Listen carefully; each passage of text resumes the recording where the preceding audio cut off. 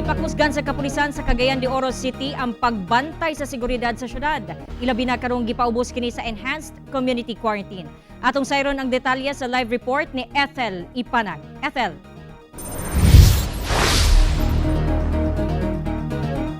Yes, John Ligawa sa border checkpoint pasulod sa Cagayan de Oro City. Nagpatuman ang kapulisan ng 24 hours simultaneous checkpoint sa nagkadaiyang dalan sa sentrong bahin sa syudad. Sukad gipaubos sa Enhanced Community Quarantine o ACQ ang Cagayan de Oro City. Nagpatuman ang kapulisan ng 24-hour random simultaneous checkpoint sa sentrong bahin sa syudad. Daghang commuters ang naisyohan og Ordinance Violation Receipt o OVR nga misupak sa health and safety protocols. Ingon man traffic citation ticket alang sa mga motoristang misupak sa balaod trapiko.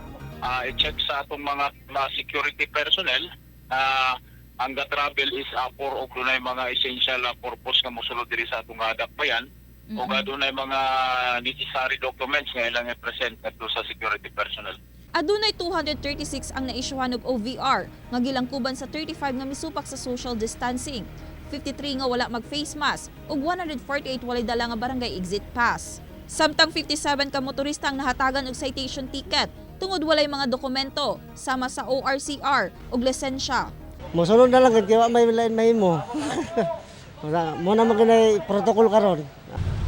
Kailangan nila na tanawon. Kapila na ka na agi ang checkpoint. Lima sir, makakuha nimo magyan lima. Magpadayon ng 24-hour checkpoint sa syudad, samtang anaa sa ECQ status ang dakbayan. So atong paningkamutan nga magtimbayayong kita, komunidad, kami kapulisan o ubang agency sa government nga ma-lower ang ato ang quarantine status.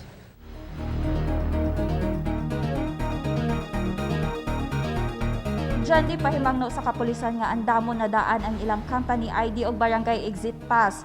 Aron di kay nausab sa taas nga pila sa checkpoint at the same time dili pod usab sila makamulta. Okay, daghang salamat Ethel Ipanag.